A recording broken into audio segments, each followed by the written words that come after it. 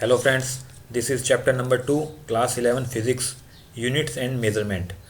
And for chapter 1, you can visit our YouTube channel Digital School. I have already uploaded all the parts of chapter number 1 physics, class 11 physical world.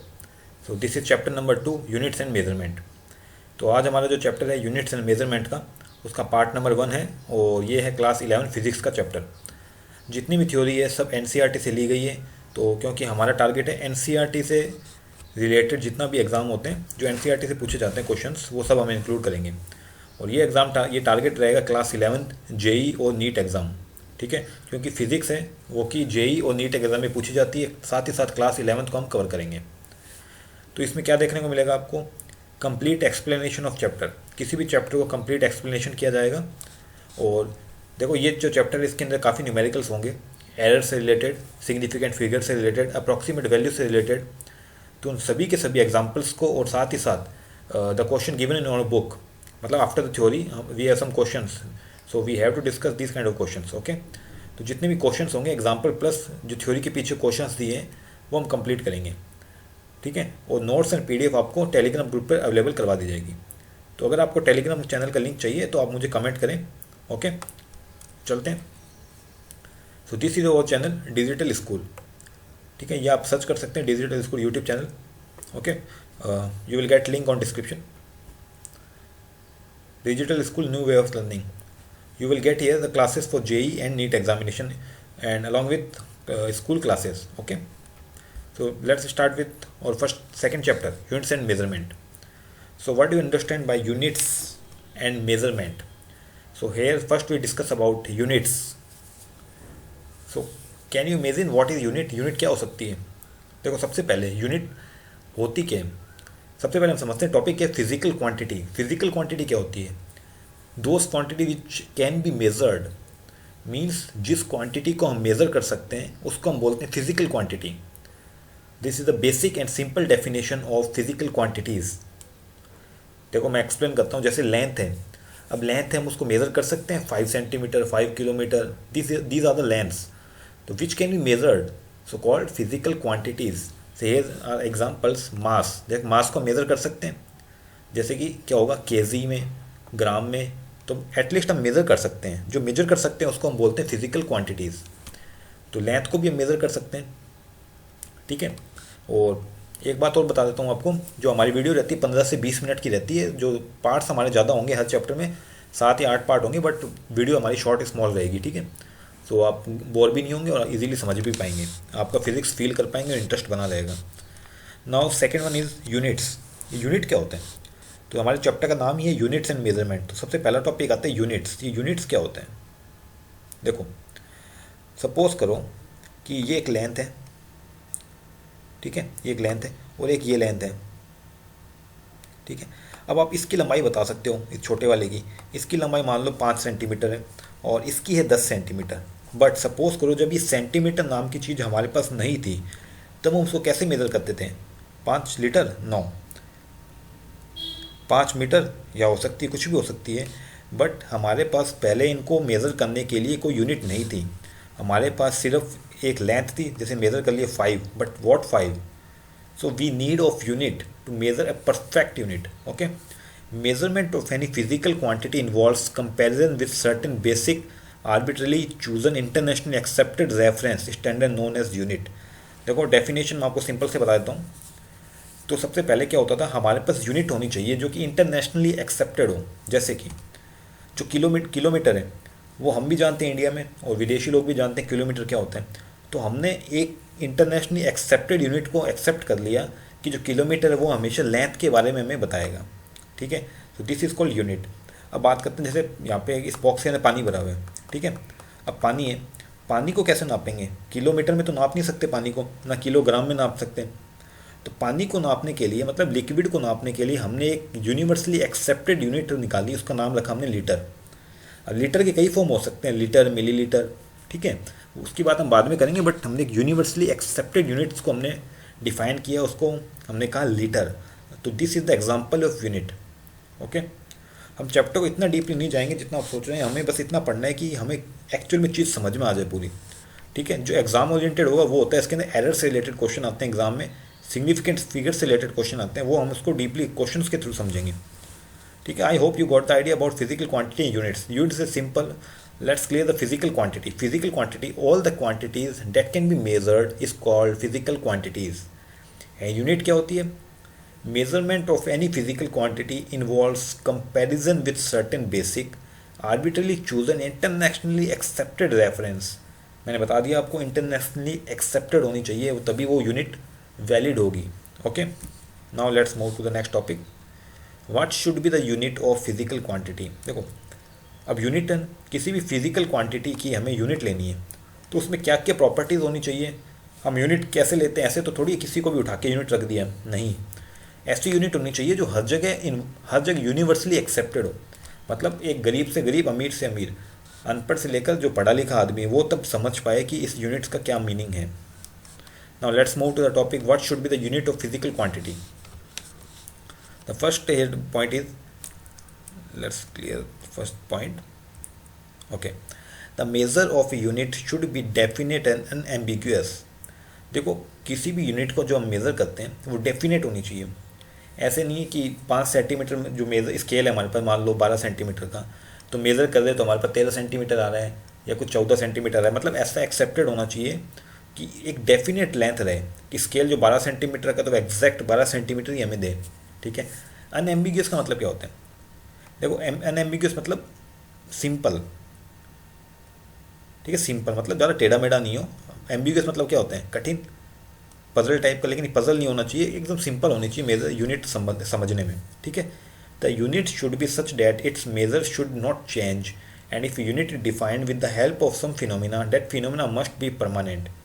देखो, दूसरा point बोल रहा है, मैंने बताया था आपको कि यूनिट है, इसको जो मेज़र करते हैं तो कभी चेंज नहीं होनी चाहिए। अगर चेंज ही हो गई तो उस यूनिट का नाम क्या हुआ, मतलब ही क्या हुआ।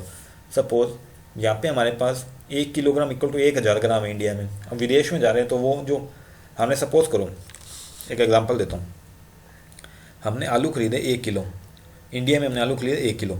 ठीक है, अब अमेरिका में गए तो वो आलू हम तोलेंगे तो वो 900 किलोग्राम निकला, मतलब this is wrong.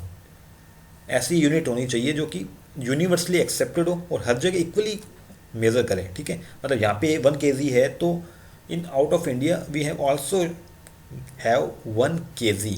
Okay, this is called universally accepted unit and the phenomena must be permanent. ठीक है, I hope you got the point. Now second one is the prototype of a unit should be easily reproducible and easily available. तो third point क्या होगा? देखो, simple है। अब देखो, मान लो अपने 1 किलो का जो बाट होता है अपना मेज़र करने के लिए, सब्जी वाले जो रखते हैं बाट, ठीक है, अब उस बाट को हम उसकी कॉपी भी बना सकें, ऐसे सिंपल होना चाहिए। वैसे नहीं कि मान लो हमने इंडिया में बना दिया, वो विदेश वाले नहीं बना सकें, ऐसा नहीं होना चाहिए। हर कोई उसकी कॉपी बना सकें, उसकी रेप्लिका बना सकें। ठीक है, रिप्रोड्यूसिबल होना चाहिए। अब जो 1 लीटर होता है, जैसे दूध वाला हमारा 1 लीटर का जो लेकर आता है मेज़र करने के लिए, अब वो 1 लीटर वाला वो हर कोई बना सके, तभी वो रिप्रोड्यूसिबल होगा, जिससे ज़्यादा से ज़्यादा ईजिली अवेलेबल हो पाएगा। So this is called reproducible and easily available unit. ठीक है, तो ये 3 पॉइंट इससे आप क्लियर होगा क्यों हम यूनिट्स को यूज़ करते हैं और क्यों यूनिट्स की ज़रूरत है, और यूनिट होने के लिए क्या क्या प्रॉपर्टीज़ होनी चाहिए। ठीक है, चलते हैं नेक्स्ट टॉपिक पे। देखो, अब क्या हुआ, तो हमारे पास सबसे पहले कन्फ्यूजन थी कि हमें यूनिट्स कौन सी लें, ऐसी कौन सी यूनिट है जो कि पूरे वर्ल्ड में कभी भी चेंज नहीं होती। तो क्या किया हमने, 7 फंडामेंटल क्वांटिटीज़ बनाई। ठीक है, वो क्वांटिटीज़ है, उनकी जो यूनिट है वो कभी भी चेंज नहीं होगी, चाहे कहीं पे भी चले जाओ उसको लेकर, चाहे आप अर्थ पे जाओ या मून पे जाओ या मार्स पे जाओ। इन 7 ये जो यूनिट है, ये फंडामेंटल क्वांटिटीज़ है, इनकी जो यूनिट है वो कभी भी चेंज नहीं होगी। Have you got my language, what I am trying to say? The units of all these 7 quantities will not be change whether you go to Mars, you go to Earth, you go to anywhere. Okay, अगर length है, जो length है ये, अगर आप कहाँ पे, इस लेंथ जैसे 10 सेंटीमीटर है, आप इसको लेकर विदेश में चले गए तो 10 सेंटीमीटर ही रहेगा। अगर आप कहाँ चले गए, सन पे चले गए तो भी 10 रहेगा, मून पे चले गए तो भी 10 रहेगा। Means these quantities shouldn't be change anywhere. Okay, now let's discuss about what is fundamental units और derived unit. So this is our next topic, fundamental और base units and derived unit. देखो, 7 fundamental quantities होती है हमारे पास, first one is length, second one is mass, third one time, electric current, thermo temperature, amount of substance, luminous intensity. अब देखो एक एक को डिस्कस करते हैं। लेंथ क्या होती है? लेंथ आपको पता है, this is length, kilometre, metre, centimetre, कुछ भी हो सकती है। मास, मास केजी, ग्राम, ठीक है। Time second, hour, minute. Electric current क्या होता है? करंट। अब देखो करंट है, ये कभी चेंज हो सकता है? नहीं, करंट की वैल्यू हमेशा सेम रहती है, कहीं पे भी चले जाओ, मतलब कम ज़्यादा हो सकती है बट उसकी यूनिट है वो हमेशा सेम रहती है। Next one is thermo temperature. Temperature की हम देखेंगे कौन कौन सी यूनिट होती है, केल्विन, सेल्सियस, वो सब देखेंगे। अमाउंट ऑफ सबस्टेंस केमिस्ट्री में आता है, मोल होती है इसकी यूनिट, देखेंगे वो भी। Luminous intensity, candela. इंटेंसिटी क्या होती है? जो ब्राइटनेस होती है उसको बोलते हैं इंटेंसिटी। तो ये 7 फंडामेंटल यूनिट है जो कि कभी भी चेंज नहीं होती। The units of all other physical quantities can be express as combination of base unit, such unit is called derived unit. देखो ये जो 7 यूनिट है ये हम बोलते हैं बेस यूनिट, मतलब इन 7 की हेल्प से हम बहुत सारी यूनिट को डिज़ाइन कर सकते हैं। मीन्स ये 7 जो ऐसी ये बेस यूनिट है इनकी हेल्प से हम डिराइव कर सकते हैं यूनिट को, ठीक है, उसको कहते हैं डिराइव क्वांटिटी। चलते हैं नेक्स्ट टॉपिक पे। अब देखो सबसे पहले अब यूनिट है। अब देखो इंडिया में हम कोई सा भी सिस्टम ले सकते हैं, जैसे हमारे यहाँ पे चलता है रुपीज़, अमेरिका में क्या चलता है? डॉलर, इंग्लैंड में चलता है पाउंड। मतलब ये क्या है? ये यूनिट ही तो है। हमने सब ने अपने अकॉर्डिंग अपनी कन्वीनियंस के हिसाब से हमने अलग अलग यूनिट्स को अपने आप अपनाया, एक्सेप्ट किया हमने। जैसे इंडिया में चलता है रुपीज़, ठीक है, विदेशों में क्या चलता है? डॉलर, ठीक है, और कहाँ पाउंड चलता है, ठीक है, और भी यूरो चलता है, जैसे यूरो, रशिया वगैरह में ये सब चीज़ें, चाइना में येन। तो हमने क्या हुआ, यूनिट को अलग अलग अपनाया है। जैसे हमारे यहाँ पे वेट मेजर करते हैं केजी में, इंग्लैंड में मेजर करते हैं पाउंड में। तो ये क्या है? ये सब चीज़ें यूनिट, सिस्टम ऑफ यूनिट। देखते हैं अब क्या है ये। A complete set of these units, both the base units and derived unit is known as system of unit. देखो डेफिनेशन छोड़ दो आप, जो मैं लैंग्वेज बोल रहा हूँ वो आप समझो। The international system of unit, देखो हमने 3 सिस्टम लिए जो कि इंटरनेशनली एक्सेप्टेड है पूरे वर्ल्ड में। कोई ना कोई किसी न किसी यूनिट को अपना रहा होगा, कोई ना कोई देश किसी न किसी सिस्टम को यहाँ से अपना रहा होगा। हम कौन सा अपनाते हैं पहले देखते हैं, उसके बाद आप बताइएगा कि इंडिया वाले कौन सा सिस्टम इसमें से अपनाते हैं। देखो सबसे first one is CGS system. देखो मैं आपको थोड़ा फास्ट इसलिए पढ़ा रहा हूँ, जो टॉपिक ज़्यादा डिस्कस करने के लायक नहीं है उस पर टाइम वेस्ट करने से कोई मतलब नहीं है, ठीक है। क्योंकि जो नेक्स्ट चैप्टर है काइनेमेटिक्स, उसमें समझाने में इतना कुछ है कि वहाँ समझाते समझाते कितने भी लेक्चर ख़त्म हो सकते हैं। बस आपको बेसिक जानना है। फर्स्ट और सेकंड चैप्टर होते हैं, ये आपको फिजिक्स में इंटरेस्ट और फील करवाने के लिए होते हैं, ठीक है। चलते हैं पहले system. First is CGS system. तो सी क्या होता है? सी होता है यहाँ पे सेंटीमीटर, जी होता है यहाँ पे ग्राम, और एस होता है यहाँ पे सेकंड, ठीक है। अब देख लो अपन कौन सा ये अपनाते हैं, centimetre, gram and second. Yes. Now FPS, FPS is also called British system. देखो एफपीएस में क्या होता है? एफ फॉर फुट, वेट हम मेजर करते हैं पाउंड में, और एस मीन्स सेकेंड। सेकेंड तो सब में सेम होता है। MKS metre, kilogram and second. In general India use MKS system, okay. These all are 3 systems, but अब प्रॉब्लम ये है कि ब्रिटेन के लोग इस सिस्टम को अपनाते हैं, इंडिया के लोग इस सिस्टम को अपनाते हैं, कई ये दोनों अपनाते हैं। प्रॉब्लम यहाँ पे फिर आ गई। तो फिर हमने सोचा कि एक ऐसा सिस्टम हो जो यूनिवर्सली एक्सेप्टेड हो, मतलब पूरे वर्ल्ड के लिए एक common system. This is called SI system.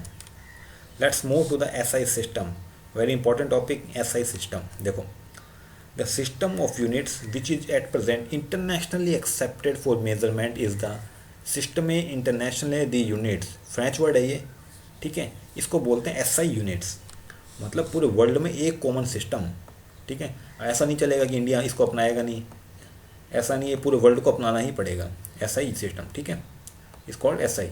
Now the SI with standard scheme of symbols, units and abbreviation was developed and recommended by general conference on weights and measures in 1971 for international uses in scientific, technical, industry and commercial work. देखो मैं बताता हूँ क्या हुआ। 1971 में SI system को अपनाया गया। तो ये जो कॉन्फ्रेंस हुई उसमें इस एसआई सिस्टम को लेकर आए। इसके कुछ पर्टिकुलर सिंबल थे, कुछ यूनिट्स थी, कुछ एब्रीविएशन थे, और इन्होंने कहा कि जो हम यूनिट, सिंबल और एब्रीविएशन देंगे वो पूरे वर्ल्ड को अपनाना पड़ेगा। ठीक है, चाहे कहीं पे भी आप मेज़र करते हो, कहीं पे भी यूज़ करते हो, उसको इंटरनेशनली एक्सेप्टेड होना चाहिए। वो या साइंटिफिकली यूज़ करो, टेक्निकल यूज़ करो, इंडस्ट्रियल यूज़ करो, कमर्शियल यूज़ करो, तो ये जो ऐसा यूनिट होगी ये इंटरनेशनली एक्सेप्टेड होगी, इसको कोई रोक नहीं पाएगा। ठीक है, अब देखते हैं वो कौन सी ऐसी चीज़ें थी जिसको ऐसा सिस्टम में दिया। ये वही जो यूनिट है, कौन सी, फंडामेंटल यूनिट, जो कि यूनिवर्सली एक्सेप्टेड है, उसकी बात हो रही है यहाँ पे। अब लेकिन उन्होंने क्या किया, उसको कुछ नेम दिए और कुछ सिंबल दिए जो कि यूनिवर्सली एक्सेप्टेड है। ठीक है, अब देखते हैं। सबसे पहला आता लेंथ। लेंथ को इन्होंने कहा कि तुम मेज़र करो मीटर में। ठीक है, मीटर अब पूरा वर्ल्ड समझते हैं मीटर क्या होते हैं।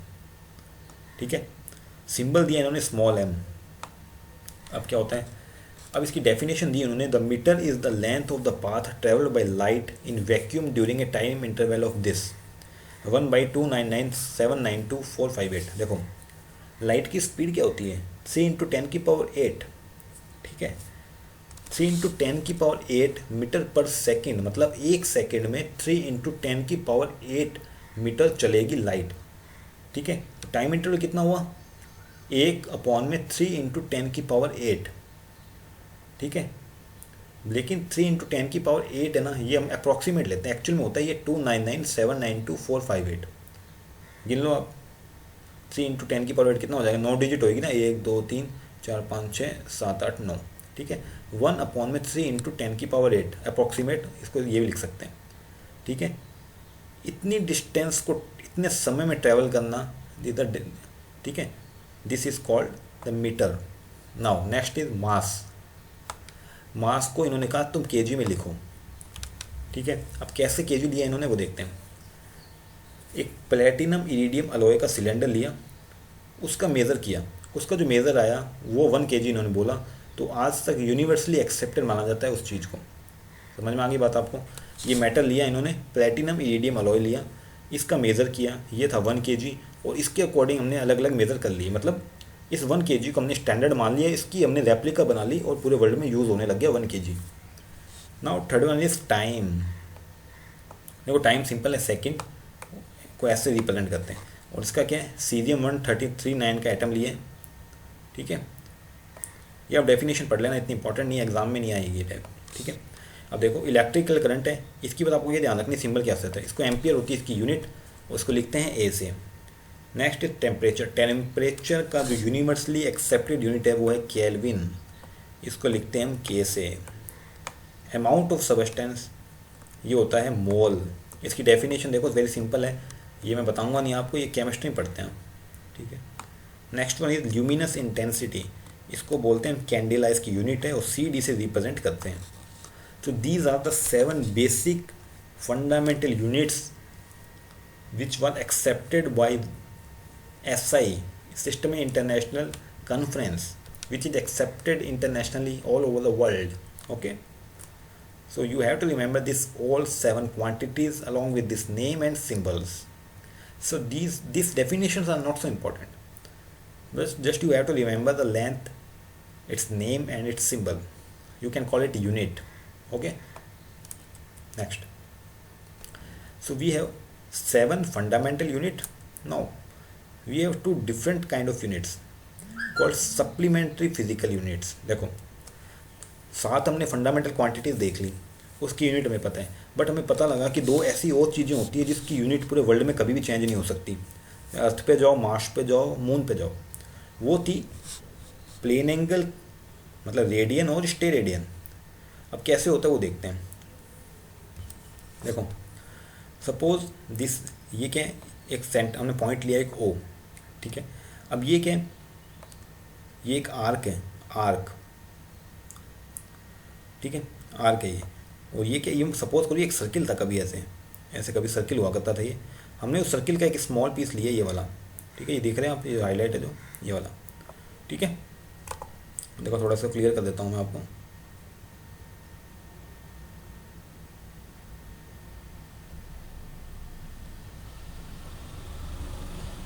ठीक है, आपको बस इसकी बात करनी है, ये जो दिखाई दे रहा है आपको, अब बात करते हैं इसकी।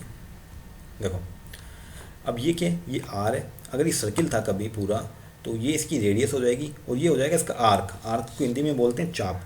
अब थीटा का फॉर्मूला क्या होता है, थीटा होता है आर्क अपॉन रेडियस। तो यहाँ पे आर्क कहते हैं डी एस अपॉन में radius equal to R. So this theta angle is called radian, 1 radian. और रेडियन की डेफिनेशन मैं अगली आपको स्लाइड में बताऊंगा, बट आप ध्यान रखिए थीटा इक्वल टू होता है आर्क अपॉन रेडियस। अब सेम टू सेम देखो स्टेरेडियन क्या होता है, ये बात करते हैं हम सॉलिड एंगल की। ये क्या है, एक सॉलिड फिगर है, सॉलिड फिगर है, तो हमने कट करके इतना फिगर आउट किया है। तो ये जो डी है ये एरिया है, स्मॉल एरिया किसी भी बड़े पोर्शन का, ये डी एक स्मॉल एरिया है, इस एरिया है। तो ये स्टेरेडियन का फॉर्मूला क्या हो जाएगा, स्मॉल एरिया अपॉन में रेडियस का स्क्वायर। ठीक है, this is called solid angle. तो ये आपको डायग्राम देख लो, हम इसकी डेफिनेशन आपको अगली स्लाइड पे बता देता हूँ। ये देख लो, ये जो नोट्स है ये मैंने आपके एनसीईआरटी बुक से ही लिए। देखो अब आता है प्लेन एंगल, इसको बोलते हैं थीटा को प्लेन एंगल। यूनिट होती है इसकी रेडियन, सिंबल होता है आर ए डी लिखते हैं इसको। देखो the ratio of length of arc to the radius R of a circle is called plane angle. Plane angle is arc upon radius. ठीक है, फिगर में आपने देखा 1 radian is defined as the angle subtended by an arc whose length is equal to the radius. मतलब arc और radius अगर equal हो जाएंगे तो थीटा की वैल्यू कितनी आ जाएगी, थीटा की वैल्यू आ जाएगी 1। ठीक है, दिस इज द डेफिनेशन। और ये आपको ध्यान रखना है कि 1 degree equal to pi by 1/80 radian होता है। I hope you got the idea. Now solid angle, what is solid angle, इसकी यूनिट होती है स्टेरेडियन। एग्जाम ओरिएंटेड क्वेश्चन है ये, सिंबल है S R. Now the ratio of the intercepted area of the spherical surface described about the apex O and the center to the square of radius R is called solid angle। देखो ये कभी क्या sphere था, देखो यहाँ पे तो circle था क्योंकि 2D फिगर है ये। ठीक है, और ये 3D फिगर। इसमें क्या था कि ये एक सर्किल था, स्फेयर था, स्फेयर का एक एरिया है ये। तो एरिया एक पर्टिकुलर छोटा एरिया अपॉन में आर का स्क्वायर, इसको बोलेंगे स्टेरेडियन। अगर मैं एरिया को लिख देता हूँ 1 मीटर स्क्वायर और आर ले लेता हूँ 1 मीटर, तो स्टेरेडियन की वैल्यू आ जाएगी 1 steradian. This is the definition of 1 steradian when the small area and radius is 1 metre. Okay, you have got all the point about plane angle and solid angle. This is called supplementary quantities. ठीक है, अब ये जो topic है आज हमने complete किए units को। अब नेक्स्ट हम पढ़ेंगे order of magnitude, measurement of length. Length का मेज़र कैसे कर सकते हैं, क्योंकि हमारे पास लेंथ है, छोटी भी हो सकती है और इतनी बड़ी भी हो सकती है कि इसको हम फिजिकली मेज़र ना कर पाएँ, वो भी हम देखेंगे कैसे मेज़र करेंगे।